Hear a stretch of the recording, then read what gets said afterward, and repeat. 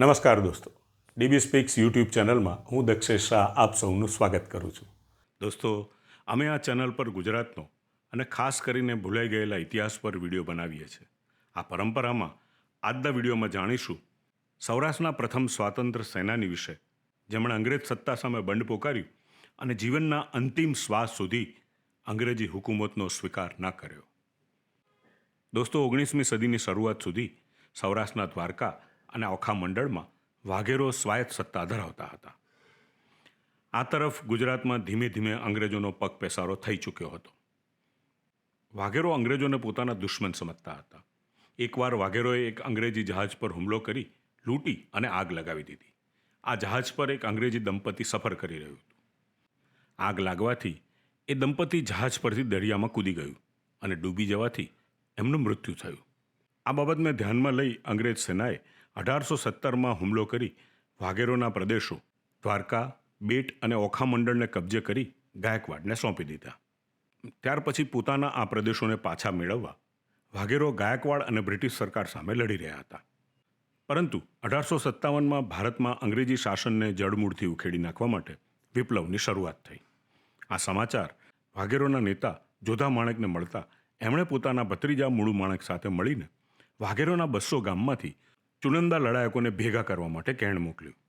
આ સૌ અમરાપર ગામે શ્રાવણ સુદ એકમની અંધારી રાતે ભેગા મળ્યા અને જોધા માણેકના નેતૃત્વ હેઠળ ગાયકવાડ તથા બ્રિટિશ સરકાર સામે બળવો જાહેર કર્યો અને 1858ના ઓગસ્ટ સુધીમાં ઓખા તેમજ દ્વારકાની આસપાસના કેટલાક પ્રદેશો પરત મેળવ્યા.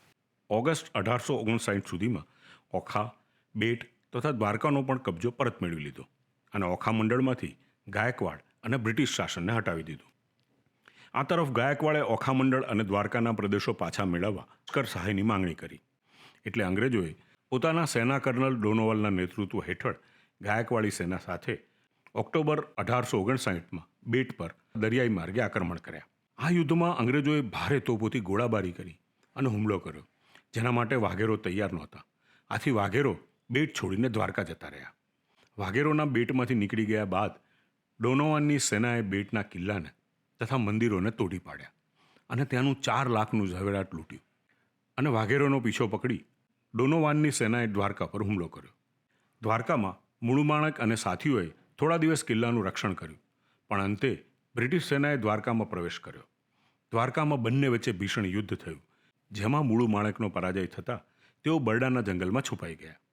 આ તરફ ડોનોવાનના આદેશથી બેટની જેમ જ દ્વારકામાં પણ બ્રિટિશ સેનાએ મંદિરો તોડી પાડ્યા અને ત્યાંનું ઝવેરાત લૂંટી લીધું. અંગ્રેજ કર્નલ ડોનોવાનના આ અપકૃત્યો સામે ઓખા મંડળ, કચ્છ તથા કાઠિયાવાડના રાજાઓ, મહાજનો અને લોકોમાં રોષ ફાટી નીકળ્યો.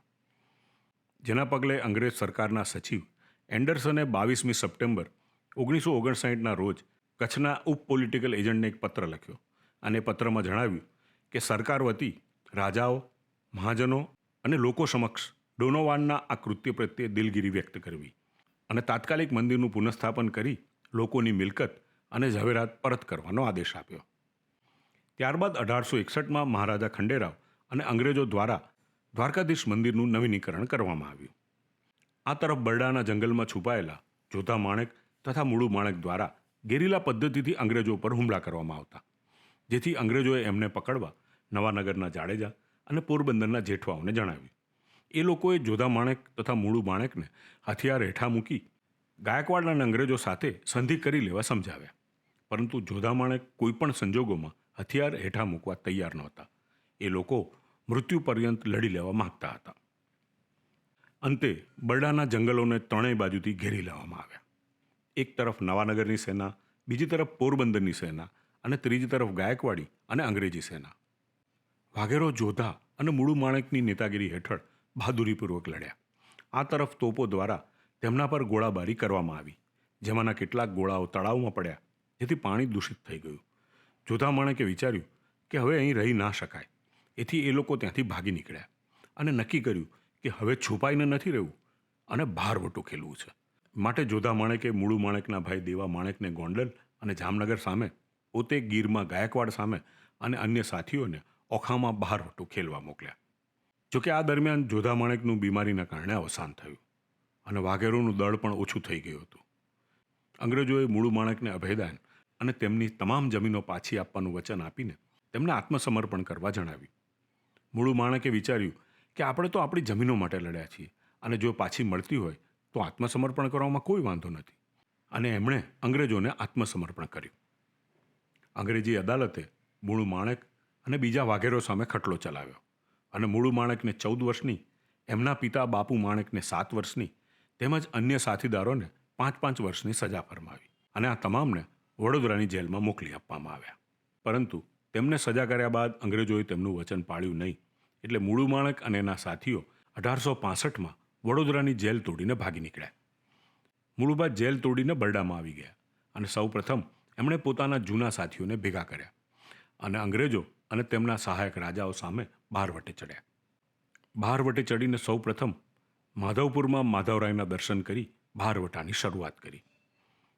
આ દરમિયાન તેમણે ઘણા ગામો પર ચડાઈ કરી અને વેપારીઓ પાસેથી કર વસૂલ કર્યો, તેમજ ગરીબ, દલિત અને પીડિતોને સહાય કરી લોકોના મસીહા તરીકે સ્થાપિત થયા. મૂળુ માણેકને આજે લોકગીતોમાં યાદ કરવામાં આવે છે અને એમના નામના દુહા આજે પણ ગવાય છે. 1867ના ડિસેમ્બર મહિનામાં પોરબંદરની સેનાને માહિતી મળી કે બરડાના વાછરડા ગામે મૂળુ માણેક અને એના સાથીઓએ આશ્રય લીધો છે અને એટલે પોરબંદરના 500 સૈનિકોની ટુકડીએ ગામને ઘેરી લીધું. આ તરફ મૂળુ માણેક અને એના 5 સાથીઓ એક ઘરમાં આરામ કરી રહ્યા હતા અને તેઓ સફાળા જાગી ગયા અને સેનાને પડકાર ફેંક્યો કે આવી જાઓ સામસામે લડવા. પરંતુ છુપાયેલા આ 500 સૈનિકમાંથી એક પણ જણની હિંમત નથી કે સામે આવે. બંદૂકના ગોળીબારોથી એ ઘરને આગ લગાવી, જે ઘરમાં મૂળુ માણેક અને એના સાથીઓ હતા. આગ લાગવાથી એ લોકો મરણિયા બની પોતાની બંદૂકોમાંથી ગોળીબાર કરતાં કરતાં બહાર આવ્યા.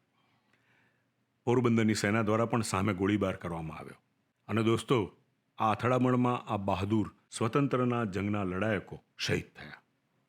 દોસ્તો, મૂળુ માણેકને શહીદ તરીકે ઇતિહાસે કદાચ પાનાઓમાં પૂરતી જગ્યા નથી આપી, પણ લોક હૃદયમાં તેઓ આજે પણ જીવંત છે.